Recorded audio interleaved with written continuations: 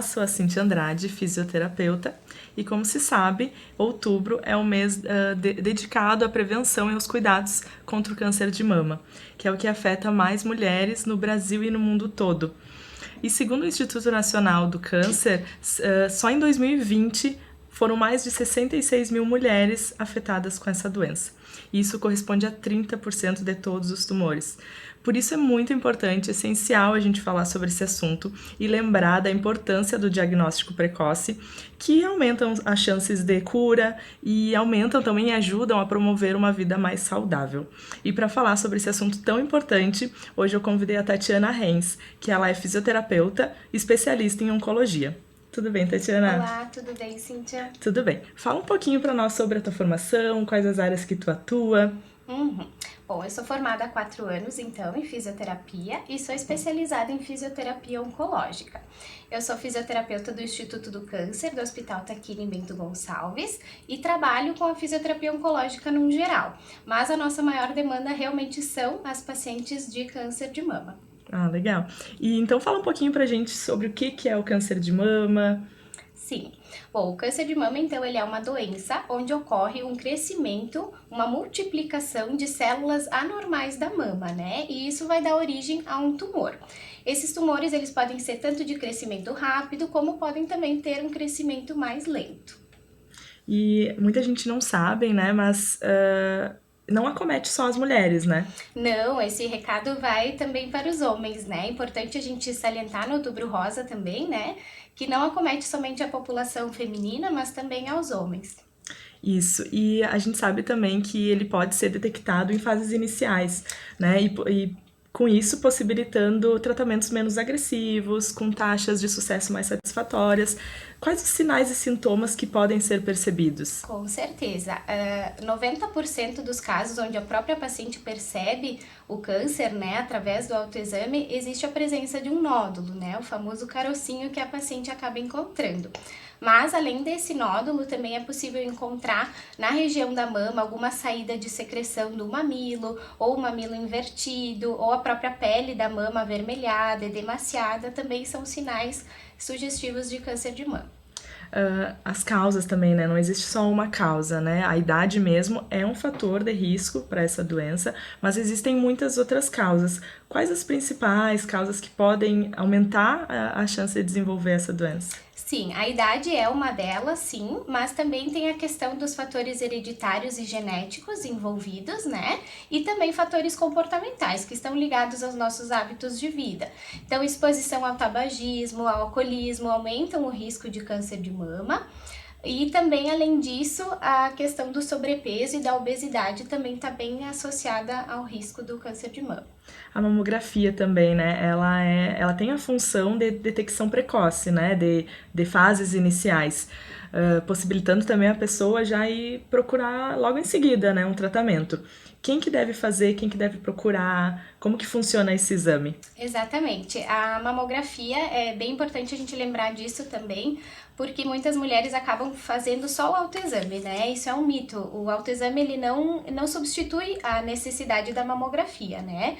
Então a Sociedade Brasileira de Mastologia recomenda a realização da mamografia a partir dos 40 anos de idade.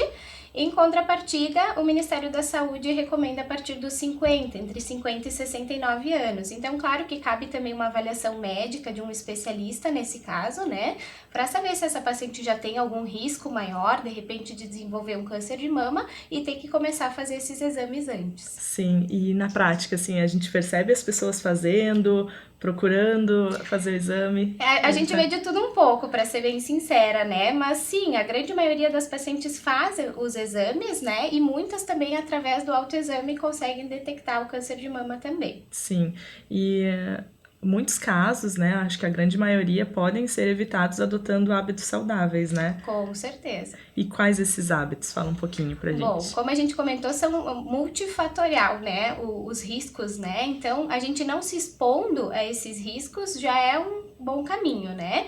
Então, manter um peso corporal ideal, não se expor ao tabagismo e ao alcoolismo, tudo isso vai ajudar para que a gente previna um câncer. Não existe uma forma absoluta da gente prevenir o câncer, né? Mas não se expondo aos fatores de risco já ajuda bastante.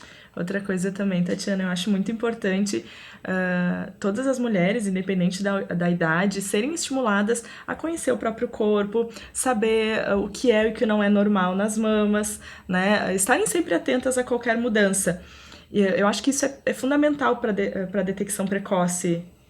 Com certeza. O autoexame, ele serve justamente para isso, né? Como eu comentei, ele não exclui a necessidade de fazer a mamografia, mas ele é importante para que a mulher conheça o próprio corpo, né? O autoconhecimento, porque aí, a partir de então, a partir do momento que a gente conhece o próprio corpo, qualquer anormalidade que venha a surgir vai ser mais facilmente percebida, né? E hoje acho que a maioria dos casos são detectados pelas próprias mulheres, né?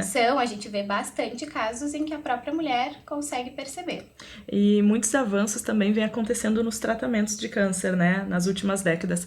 Hoje a gente sabe que tem mais conhecimento sobre as variadas apresentações da doença, né, as formas de doença, as diversas terapias também que estão disponíveis. Claro que isso também é influenciado pela fase que a doença se encontra, o tipo de tumor, né?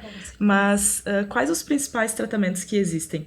Bom, no caso do câncer de mama, então a gente tem desde o tratamento cirúrgico, né, a parte da cirurgia, quimioterapia, radioterapia, a imunoterapia e a hormonioterapia também. E o tratamento escolhido vai depender do estadiamento desse tumor, né, dessa doença, ou seja, a fase em que ela se encontra e do tipo do tumor também, para que seja escolhido o melhor tratamento. Isso, e cada vez mais essa doença ela está sendo tratada de forma multidisciplinar, né? E pensando nisso, a fisioterapia oncológica ela vem desempenhando um papel muito importante, né? Sendo fundamental na reabilitação desses pacientes. Qual é a importância da fisioterapia, da atuação da fisioterapia nesses casos?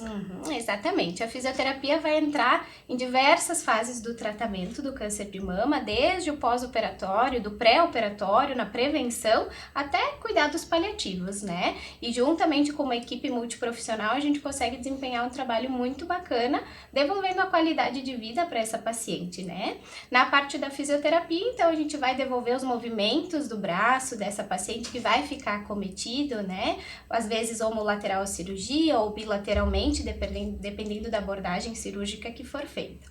Isso tudo vai ser feito a partir de uma avaliação. Exato. É bem importante a gente conhecer as pacientes no pré-operatório já, né? Fazer uma avaliação pré-operatória, onde ali a gente já cria um vínculo com essa paciente, porque muitas vezes ela vai passar um ano, né, dentro da oncologia, ali com nós, os profissionais, acaba se tornando uma segunda casa, praticamente, né? Então, ali no pré-operatório, a gente já cria um vínculo com essa paciente, a gente identifica possíveis disfunções pré-existentes já à cirurgia e também vai orientar essa paciente em relação ao procedimento cirúrgico que ela vai fazer, o que vai acontecer, quais as possíveis limitações que ela pode apresentar no pós-operatório e educar essa paciente, então, para o pós-operatório imediato.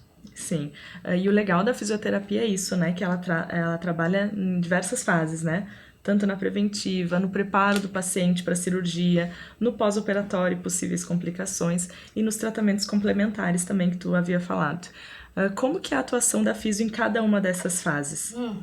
Bom, na parte preventiva, nós, enquanto profissionais da saúde, né, é muito importante que a gente sempre estimule as pessoas aos hábitos saudáveis, né, então a prática de exercício físico, né, e na parte, então, do pré-operatório, do pós-operatório, a gente já vai entrar no pós-operatório imediato, né? Atender essa paciente, claro que com algumas limitações de movimento ainda no pós-operatório imediato. Normalmente, os primeiros 15 dias, a gente limita a amplitude de movimento a 90 graus, né? Mas já vai orientando alguns exercícios que essa paciente pode e deve fazer, né? A gente evita o imobilismo, né? Para uma recuperação mais fácil. E na questão dos tratamentos complementares também. A gente sabe que alguns quimioterápicos, a própria radioterapia tem efeitos colaterais e a fisioterapia também vai estar atuando nessa parte dos tratamentos complementares. A quimioterapia, por exemplo, pode desenvolver, alguns quimioterápicos bem específicos podem desenvolver neuropatia periférica, a radioterapia com a questão da pele, né, as radiodermites. Então ali a gente pode tratar tanto de forma preventiva quanto tratativa, né? E isso na tua prática, tu consegue atender já o paciente hoje desde uma fase pré-operatória, tu consegue fazer essa avaliação ou os pacientes já chegam lá numa fase tardia? Como que é a tua prática hoje, a tua vivência? Infelizmente, assim, a parte pré-operatória, devido à grande demanda de pacientes, a gente não consegue fazer tão bem quanto gostaríamos, né? Mas a parte do pós-operatório, sim. As pacientes normalmente chegam ali após a retirada dos drenos, né? Então a gente consegue fazer um trabalho bem bacana a partir do pós-operatório. E pensando na prevenção e minimização dos efeitos adversos que podem ocorrer na cirurgia, né? Quais os cuidados que se deve ter pós uma mastectomia? Bom, é bem importante então a gente fazer essa avaliação pré-operatória para que a paciente já esteja ciente dos cuidados, né? Mas lá no pós-operatório imediato, então a gente vai orientar essa paciente ao posicionamento no leito, tanto ainda na parte hospitalar quanto em casa, né? Onde a gente pode elevar o membro a 30 graus, posicionar com travesseiros, deixar esse membro mais confortável possível. Os cuidados com o dreno também, que normalmente vai estar presente ali depois da cirurgia. Educar também o familiar ou acompanhante dessa paciente, porque as dúvidas surgem muito para eles também, né? De que forma eu posso ajudar a pessoa, mas principalmente estimular essa paciente a voltar de uma forma gradativa às atividades de vida diária, para que ela não fique totalmente imobilizada, né? Às vezes acontece casos de pacientes que gostariam de colocar uma tipóia no braço, né? Isso não pode acontecer de jeito nenhum. Ou o próprio familiar, com medo de que a paciente se movimente, acaba fazendo tudo por ela, né? Mas isso, na verdade, vai trazer mais riscos para a cirurgia do que benefícios, né? Então, alguns movimentos restritos a 90 graus, pelo menos nos primeiros 15 dias, a paciente pode e deve fazer. Questão de exercícios respiratórios também, né? E na parte hospitalar, a saída precoce do leito, né? A mobilização precoce também entra. Como é importante nessas orientações,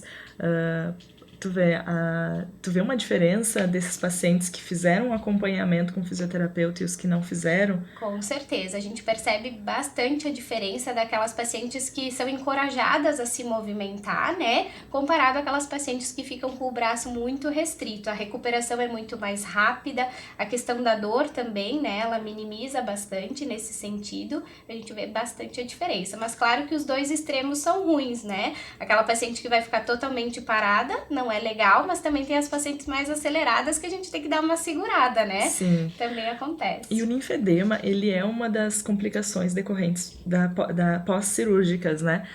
Dessa doença.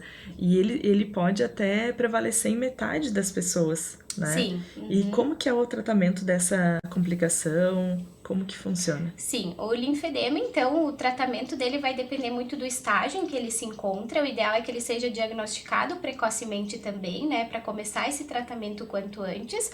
Mas, no geral, em fases mais avançadas, assim, né, onde tem presença de fibrose, a gente divide o tratamento em duas etapas. A primeira etapa é a fase de redução desse linfedema, né, onde a gente trabalha com a terapia física descongestiva, que se trata de drenagem linfática manual, enfaixamento compressivo desse membro, cuidados com a pele e exercício, né?